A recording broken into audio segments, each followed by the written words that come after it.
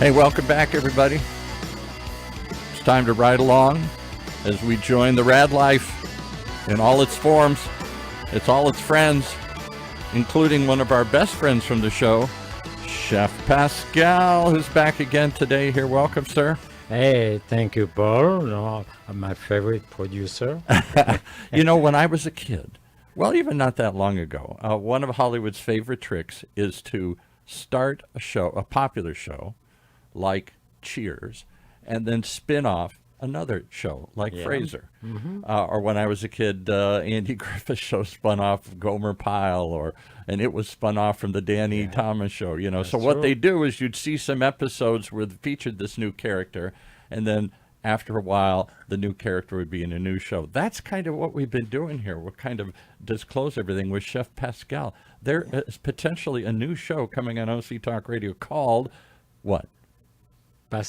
Chef Pascal Presents. Chef Pascal Presents. What a perfect way What to does that mean? describe. What does that mean? I'm going to tell you everything as much as I can. Okay, all right. So let's reveal some of that coming show. Chef Pascal Presents. What is it you want to present? Well, first, I love the Raad Life show podcast, and I have to Been thank a popular feature for many years here in OC Talk I Radio. want to thank my good friend Raad, and for give me the bug about being on the podcast. Right. And to help launch it, he gave voice to it, and then that started to say maybe I could turn this into my own voice. he gave me the voice as a guest, and then he asked for my help when he could not do it, and then right now he's away for a couple of weeks.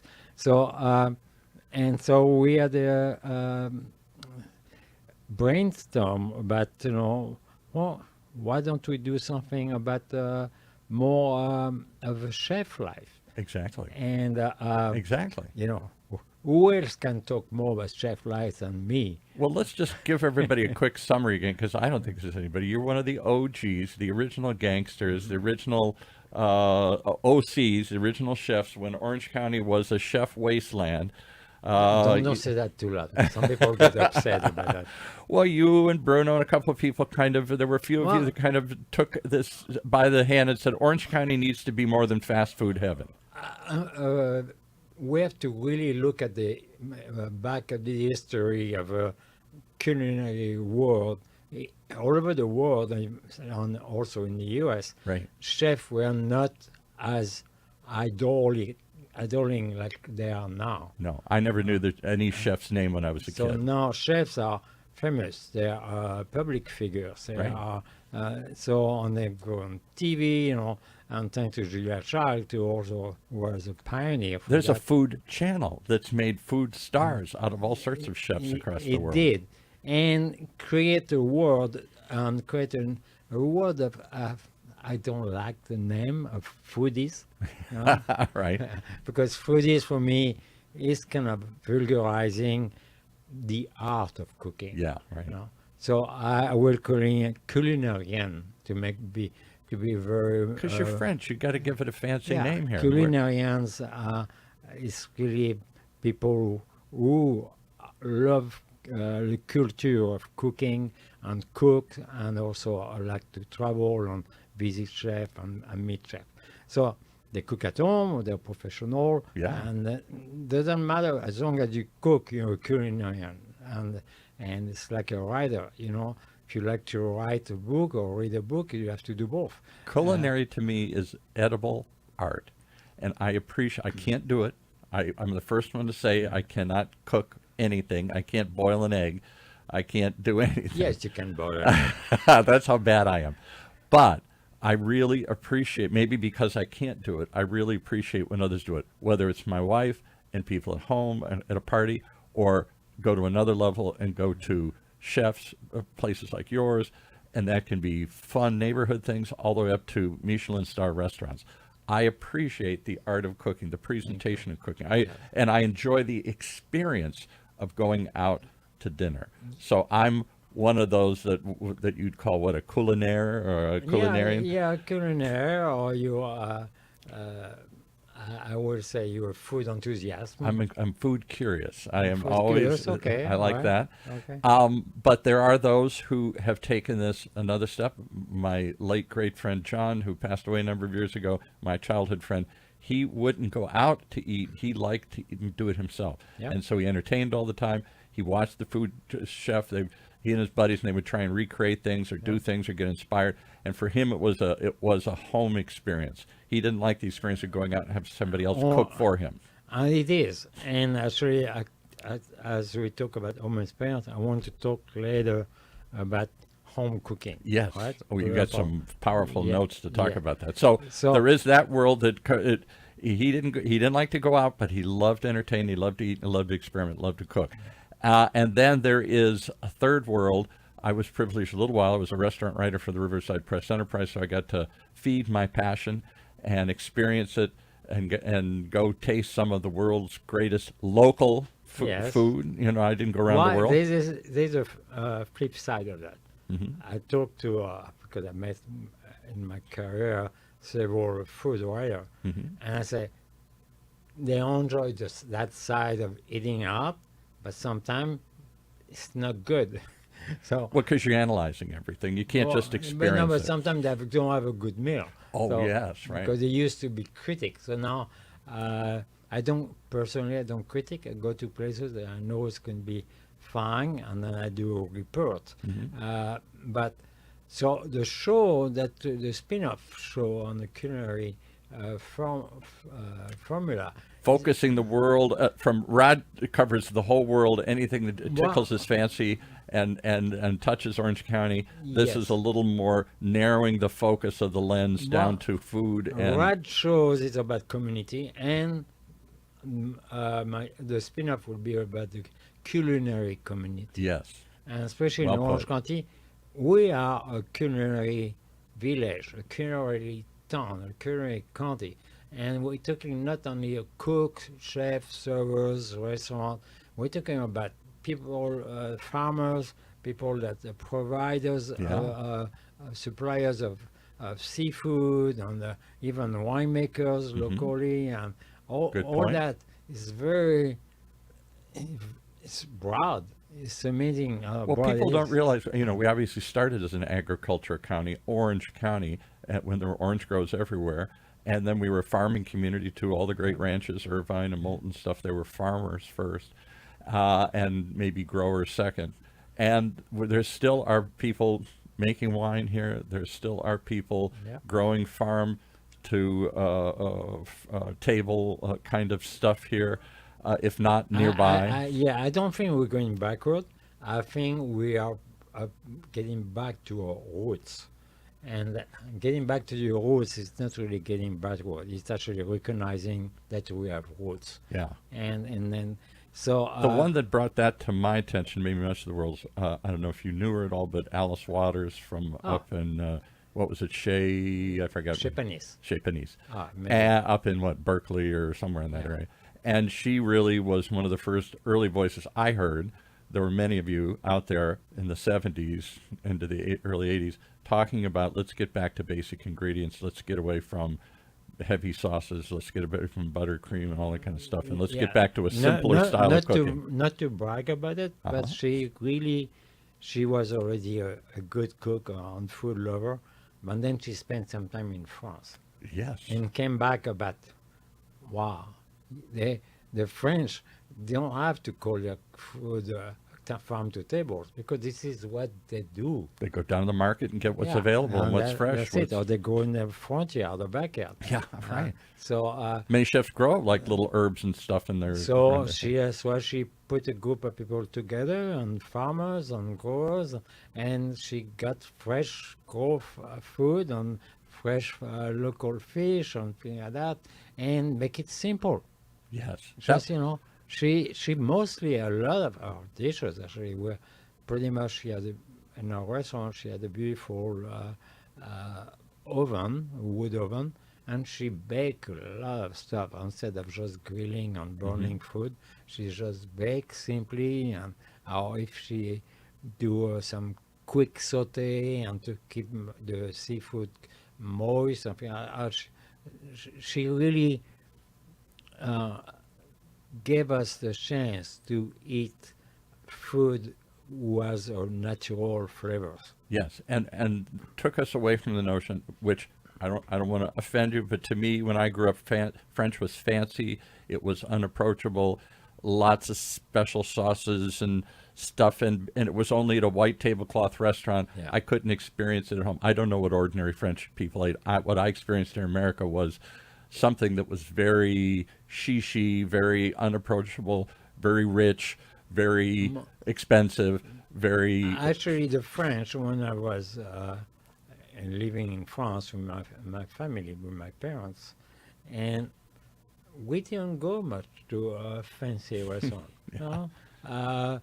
Fancy meals were only in special occasion, you know, family occasions, celebrations, and things like that. But still, if we can get together 20 or 25 people in your home, you're going to cook for them. yeah. No? Let's talk about your mother a little bit because you brought your mother's cookbooks yes. with you. So- some notes. So your mother was not Well, this, a professional chef, but she was a really good chef because she cooked every day for her family. everybody, I say, it's kind of standard question. Say, why did you want to become a chef? Yeah, When did you right. learn to become a chef? And a lot of chefs, they will say 95% of them say, well, it's because my mother's cooking. Yeah. And Which surprised me because you would think because my parents had a restaurant and I grew up in a restaurant maybe, or I was around restaurants a lot. No, it's because I experienced good food. yeah, you experience good food, but you know, I'm sure your parents were cooking well at home. No? Not my parents. Nothing Sorry. against my late great mother. She was a wonderful mother, wonderful person, but she cooked like most Midwestern housewives, boring and basic and burned. If it wasn't burned, it wasn't done. But, you know, boring and basic is fine with me. Burn not, but Yeah. I will say, you know, and I'm going to come back to that because you always remember good, very good, or not too good. Mother's cooking is something you always remember, and you. Because there's one dish, there's something, there's a smell, you know, that Yeah. when you go back home and see your parents, your mother and your father or your family, whoever will cook for you, you are looking for that smell. Yeah. Because you memorize it. My mother was the first, I think, of what many Americans have now experienced. That first suburban woman, who it was quick. It was a TV dinner style kind of stuff. You know, she had all the appliances, and so she was disconnected from her heritage of her mother's cooking. Her mother, my grandmother, wasn't necessarily a great cook, but she was a great baker. She loved pies, cakes, cookies, all that kind of stuff. Yeah, yeah. And so she did that. She'd make a pie from scratch, unconceivable today. You know, she'd roll the stuff and make the dough and everything here. You can do that. My mother was, no, let's go buy the pie somewhere and just serve it. My So- mother was quick, and I don't know where that came from. That was kind of the ideal in the 60s, and it started in the 50s. It was quick and easy, and even TV dinner kind of stuff, you know, that you just heated it up and ate it. More because it was a modernized Yeah. time. And so Before- I grew up, I hate to say this, I didn't enjoy eating. Eating to me was just something you did to get it over with. So I eat quickly. It was hot dogs and hamburgers and steak, of course, tons of meat in the Midwest. And it was simple. It was, there wasn't anything I looked forward to. It was just, it wasn't until I came to California in the 80s and got involved in the entertainment industry. We're going out to restaurants. I'd never been out to restaurants. I'd never experienced Mexican food, Italian food, Japanese food, Vietnamese food. And I discovered a world of taste that I had never experienced. Our only flavor was salt. And it was very simple. It was very basic. It was what everybody grew up with in the Midwest. Kind of dull, boring kind of stuff here. I understand. They call it comfort food now, yeah. Yes, I understand. But Meatloaf was my mother's best dish. oh, that's I love good meatloaf. The thing is, so back to my mother and like other mothers, This is in what part of France? You were near Normandy. Normandy. Okay. and she cooked every day. You know, not much breakfast.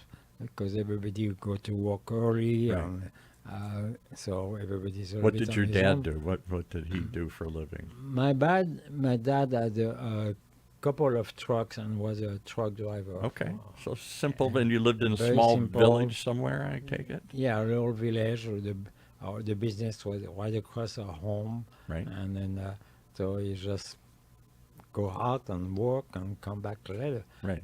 Come back for lunch also because my mother was preparing lunch, and then go back to work and then come back for dinner, and then That so whole idea, I can't imagine my dad coming home for lunch. My dad was, executive of Chrysler. He'd go out. He wouldn't come back until late at night. Left early in the morning. Yeah. No, I didn't know but anybody who the came home business for lunch. was right there. Yeah, across right. the street. No, it's a So what I really, really insist to tell our listeners and everybody, I always say, try to keep and ask your mother for if she has any recipes. yeah. If she has any recipe book. In the old any- days, they used to write them down. yeah, any place where she wrote it down. And my mother used to even watch TV show and make notes from the TV show and write down the recipes in a little notebook like this. And this is back to the 60s, and 60s, 70s, and so a lot of very special. So it's very important that And again, we do shows for like the Hispanic Chamber, and they talk about some of these people come in from Mexico, generations where recipes get passed down. Somewhere after World War II, that was broken. I don't think my mother had any of her grandmother's or mother's recipes. She didn't Well- think of recipes. She did a little bit.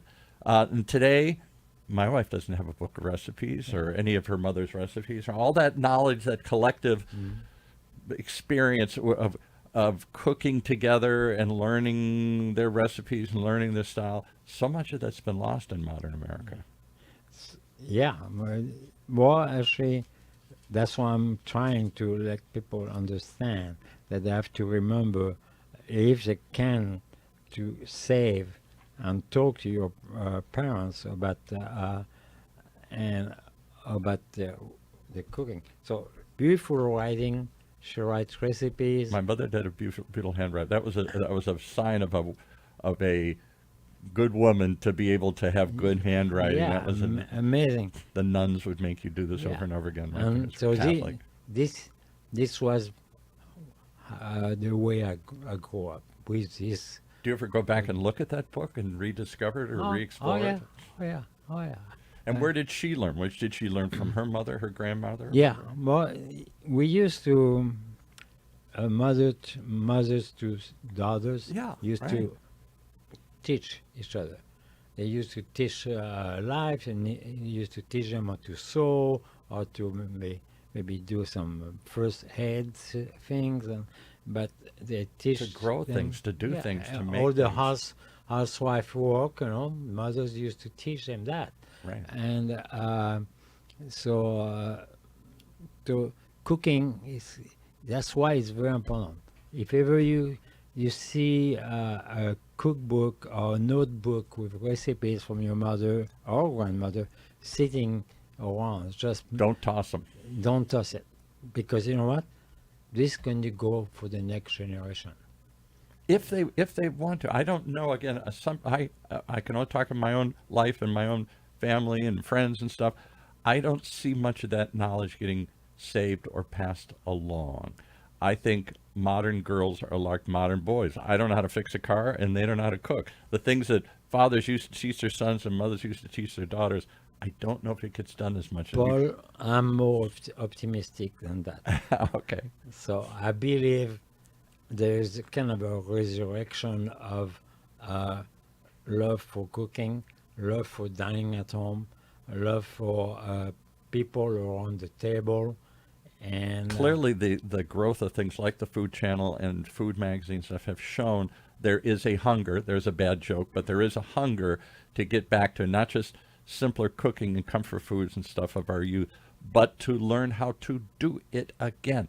people are rediscovering the art of winemaking Yes. and cooking and growing things and all this stuff that I think in my era got lost and got forgotten. One thing that struck me in the last few weeks, watching some recent TV shows, most of the TV shows now who are family or co-workers, like that, they end up having conversation on the dining table. Yeah. And thank you for all these producer or movie producer or Hollywood to go back to this The moment. center of the family. So I will talk, but there was a long gap. It started in the 50s when I was born and into the 60s especially. We did not sit together often as a family. We watched TV, the TV dinners, Yeah. TV trays, TV plates. TV was part of the dining experience, and so we weren't talking, we were watching. And what happened too often was we're all in a rush, we're on different timetables, we're on different schedules, Yes. and so we just grab and go kind of thing. And that experience of dining together had diminished by the time I started having children. We tried to insist upon it. Everybody has to sit down and put the tablets down and put the phones down and all sit together and experience a Well, communal. let's try to go back to that. I think they are very much so. Yeah. Totally. And so I'll tell you, I'm not going to try to talk about me, but I think I'm the problem. I think my generation was the problem. This aging baby boomers here, the suburban kind of generation, the TV generation. I did not know. When I went to college, somebody told me, and I'm in college in like the late 70s, a big college. Somebody told me, I met a kid who was from a farm, and he was talking about brown eggs. And I said, eggs aren't brown. I've seen eggs my whole life. They're white. And he said, all I knew is eggs came from the grocery store. I mean, I knew a chicken laid an egg, but I'd only ever seen white eggs in cartons at the supermarket. Yeah. I didn't know there were different colored eggs and different kinds of eggs and stuff. That's how isolated I was. I had never seen produce from a farm. I'd only ever seen things from a supermarket. and things we came a long way. Yeah, now people make their own bread at home. They Yeah. grow their own vegetables in their backyard. And there's a passion to get back to the roots, to feel the source where it came from, to go find it and pick it, not just to have somebody pull up in a truck and deliver it to you. So So there's a world that is reemerging. You want to explore that world and look at that world because that's the world you've never left. You were always fine in the kind of fine dining places. I assume you were always sourcing the stuff. You weren't just going to the purveyor and say, give me whatever you got. You wanted to look at it and taste it and touch it. And, well, yeah, but that's you still have a way to control what you get. So if you don't like it, you reject it. Right. And then the next time the food come perfect, but the ingredients come perfect. But what I want to say that I've been talking to chefs, and I wish they will be more proactive on that. Mhm. I would love, because chef, we all have a past connection with food and family, and regional cooking, home cooking. If they could put at least 2 dishes on their menus, that represents the cuisine of the young age. And, you know, when I was a critic, I used to get criticism for this, but I didn't think I was there to find what's wrong with the restaurant. I was there to find what's right. So I might mention, well, this wasn't to my taste, or I wasn't sure about this, but so I wasn't just there to do what they call a puff piece. But I really wanted to find, and so I would tell people up front, I'm here to review your restaurant. Tell me what I should talk about. What are you proud of? What do you do? Tell me the story. So bring me something that's representative of this. Don't just bring me the same old stuff here that everybody else has got. Show me what you really are passionate about and what you specialize in, and let me write about that rather than the 4 boring things that you felt you had to add to the menu that maybe weren't that exciting. Yeah, and it's very important also that if you have chance to go to a restaurant and meet the chef, Right. and also or if you're a well-trained server, they can tell you, oh, this is the chef mother's recipe. Yes, right, exactly. Right away, you're curious. Most critics had to be anonymous, and so they had experienced what the public did, and they would write about all the awful things they did. And I thought, well, how awful was that? They might be having an off night. And people were, I didn't think, were reading to see where not to go. They were seeing where to go, and if you did go there, what should I look for? And I found that every restaurant, and I had bad meals, I had good meals when I went out. But if I brought the chef out, they would come alive and say, well, don't focus on it. Let me show you this. This is what I really like. This is my mother's recipe. This is what I really believe in. And they could showcase what they were. And nearly always, that's what I wrote about. Don't you think that's complete the experience? To know the dish was originally made, or part of it. Yeah, where it came from. From- What's where the it comes story? from. Because I'm a Yeah. storyteller. So tell me Yeah. a story. Tell me the story of this dish. Exactly. Tell me the story of that. Yeah. And so I didn't see. I wasn't there just to be a anonymous reviewer and to find fault. I was there to find the story, and the story might be more than what's on the menu. And so I wanted to meet the chef, and I wanted to find out where it all came from. That's kind of what you're trying to do, to tell the story of these places. And because we need stories, we need to stay connected with our parents, our past. And Stories are what connect us with the world. The story of where we came from, the story of the country, Yeah. the story of this dish, the story of something here. very important. Maybe that's why I was a history major. I always wanted to hear the history and story of things here. Very, very important. And so this is pretty This is much the plan. Okay. Now you're going back. The plan's going to take a little while to execute because you're leaving. We want to record this right before you left. You're going back to France, back to your roots, back to your family. Yeah. And you see what? What do you spend 2 or 3 weeks traveling France with your wife? And 2 weeks. I'm taking a group of local Californian. okay. So they friend get the client. Chef Pascal's France. They Yeah, don't see the regular France. They see your France. And we right? do a tour, and I will I will make them look at France maybe a different way because I'm there. Yeah, you know, absolutely. and because See it through your eyes and not Yeah, just exactly. a tourist eyes. France, to me, has gone through an evolution in modern America. Maybe this is more than we should talk about. But when I was a little boy, French was, chichi, the ultimate. Brigitte Bardot, you cooked for once. They were the sexiest women, the most interesting films, the most interesting people. Jackie Kennedy spoke French. Yeah. And when she went to France, spoke in French. There was something, we were fascinated with French and French culture and French cuisine and all that. Yeah, like Calas. And then, right, and then later on, France and the U.S. kind of had a colder period after de Gaulle and whatnot, and it cooled down, and I didn't see people studying French. I've heard people weren't fascinated with France to the same degree they were when I was a little boy. My dad just thought, anybody who could speak French was the coolest. Sure. Well, Summer language we became in love with. Now today it's British. Everybody has a British I accent know. and British So thing. And, we're going a little bit out of the subject, but Right. it's because everybody speaks English. yes, right. And it changed the authenticity of when you go on vacation, to go somewhere, try to make yourself understood by Right. the locals. Yes. Anywhere in the world. Right. Because most of the world speak English.